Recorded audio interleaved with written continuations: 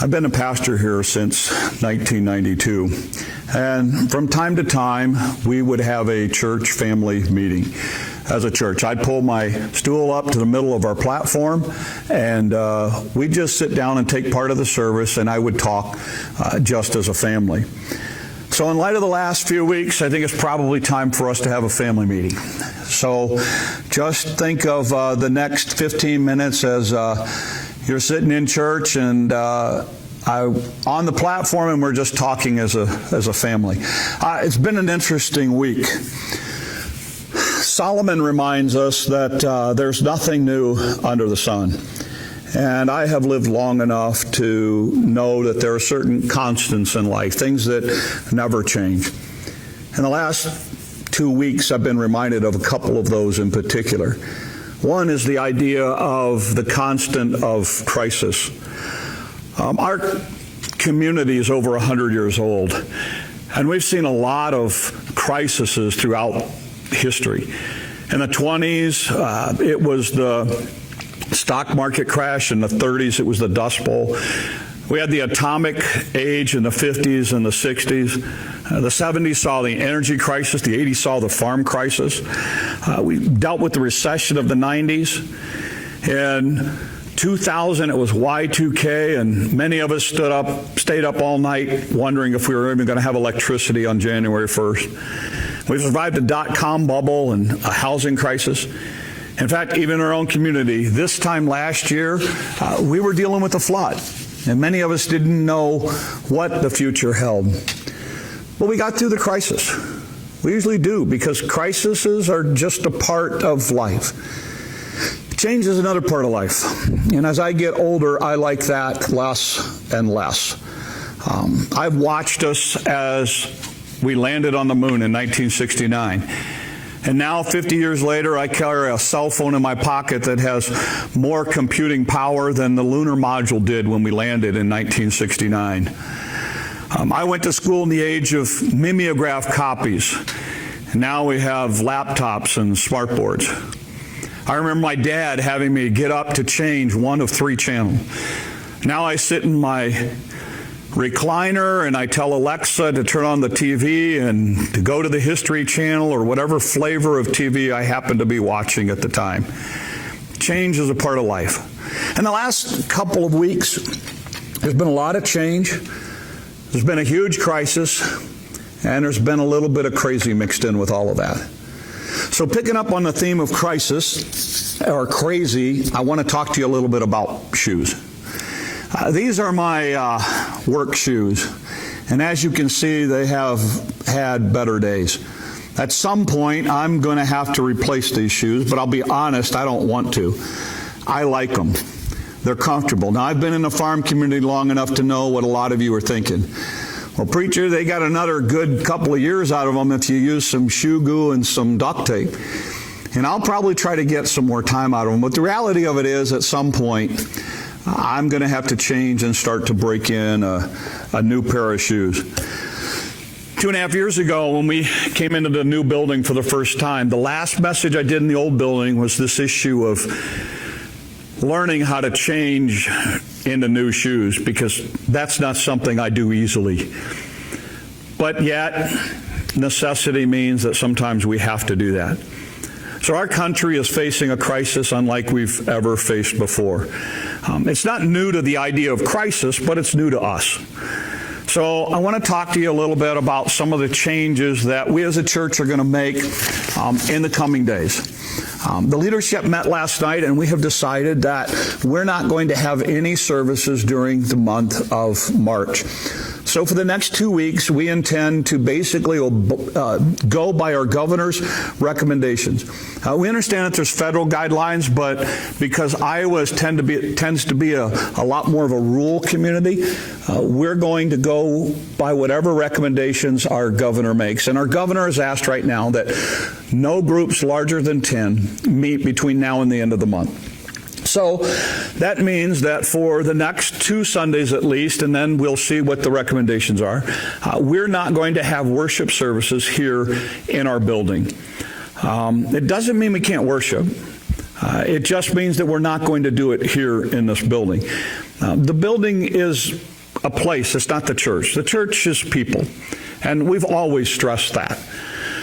So our new plan, the new thing that's going to change, is that our services, we are going to broadcast them live on Facebook.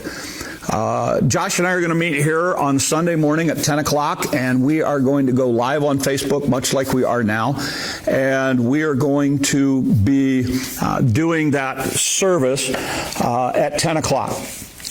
As soon as the service is over, we are going to then take that service and publish it on our YouTube channel, Holly Springs Bible Fellowship.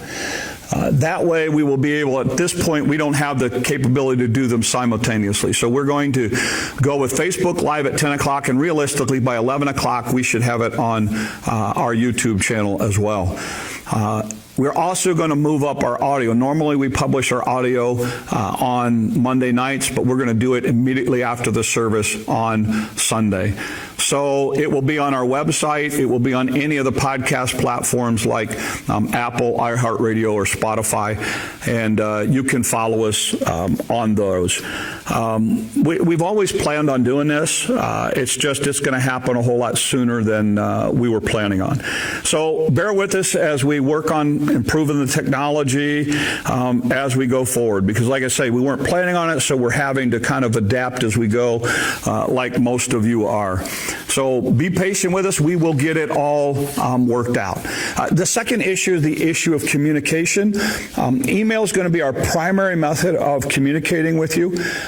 Please make sure that we have your current email address and that your email provider does not block it. We use MailChimp, and some providers tend to put it in spam or in other folders, so make sure you're getting our emails, that we have a current email address for you.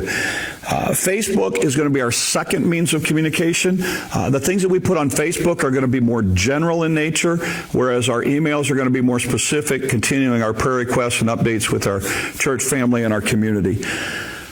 So that's kind of the plan that we're going as far as communicating. We also are going to need your help in communicating with our elderly and our people in our congregation who are technology challenged. Help them get set up, call people, check on them. It's a great opportunity for us to kind of take care of each other and work through some of those things. Finally, the other aspect is I want to challenge you to join us. 3 weeks ago, we started a journey together on a series called Anxious for Nothing. And in that series, it's titled Calm in a Chaotic World. And I don't think there could be anything more appropriate or timely than what we're going through. So if you missed the first 3 weeks, I want to encourage you to go online, listen to the messages, get caught up with where we are. And then we still have 2 more messages in that series, and the 4th one will be on Sunday at 10 o'clock, and then it'll go on YouTube, and then they'll be there. So if you can't meet at those times, you can catch them anytime after that. I also want to take just a few minutes to talk to you about something that I've not heard a lot about in the last 2 weeks, and I think as Christians it's important for us to think along these lines. I don't want to minimize what's going on. I understand the crisis. I understand the impact that it's making on a lot of people. And what I'm going to say may sound awkward to some of you, but the reality of it is I think we've been given a unique gift too. When Paul wrote to the Christians at Rome, one of the things that he talked about is that God has the ability to take anything and bring good out of it for his children. And it's a reminder to us that no matter what the situation, no matter how horrible it is, God can bring some good things out of it.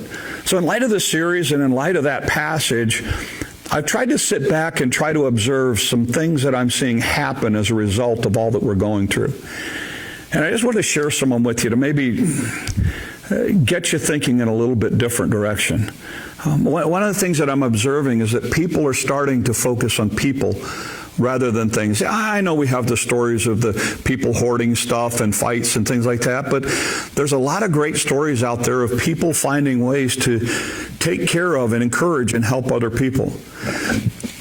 I'm noticing that parents, for the first time, are engaging with their children as participants and not just spectators. So all of a sudden now we have parents developing relationships at a whole different level with their kids, and I don't think that's a bad thing. I notice that people are starting to see the value of relationships and connectedness. And that's not a bad thing for us either. I've noticed for the first time that calendars are clear, and now people have time and are making decisions on what's a really good use of that time. And I don't think that's a bad thing for us as a culture. I'm also noticing that there are some people that are turning back to God because in the past they just haven't had time for Him. And I don't think that's a bad thing either. So maybe this difficult thing that we're facing, we're seeing some good come out of it. And actually some things that our country, our nation, and our community really need. So just maybe there's some really good things that are coming out of this. So, back to my shoes. I've got to break in a new pair of shoes. It's not going to be easy. It's going to be uncomfortable. It's going to be awkward. I really want to go back to this pair of shoes often. In the same way, we're having to break in a new pair of shoes here in the changes in the days ahead. It's going to stretch me. I have fought doing this video thing for a very long time. As I tell the board, I have a face for radio, not for video. So it's a big stretch for me. But in the end, I realized that, you know what? It's going to add to our life journey. It's going to allow us to minister to more people. And it's going to continue to keep in contact with our group and our church family. So each Sunday, I end a service with a challenge. And in light of the series that we're in, I thought I would use Paul's words and add some of my own based on what we've already learned. So I want to challenge you. Rejoice in the Lord always. Now, in case you didn't hear me the first time, rejoice. Let your gentleness, not your doom, not your gloom, not your paranoia, but let your gentleness be made known to everyone, because the Lord's near. Don't be anxious for anything, but in everything, whether it's good or bad, let your requests be made known unto God. With prayer and petition and thanksgiving, let Him know what's heavy on your heart. And the peace of God, that's what we're going to talk about this Sunday, will guard your hearts and minds, transcend everything that you could understand through Christ Jesus. So, have a great week. Thanks for joining in with us, and I'll hope you follow us in the coming days. Lord bless you.